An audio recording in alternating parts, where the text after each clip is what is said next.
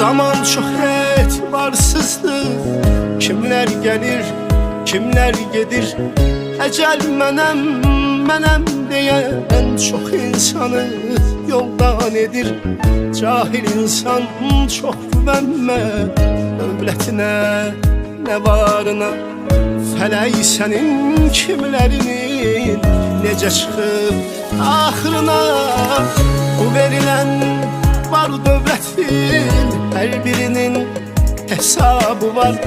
Payladınsa xoş halına, əsirgəsən əzabı var. Zaman çox etibarsızdır. Kimlər gəlir, kimlər gedir. Ecel menem diyen çok insanı yoldan edir. Menden demək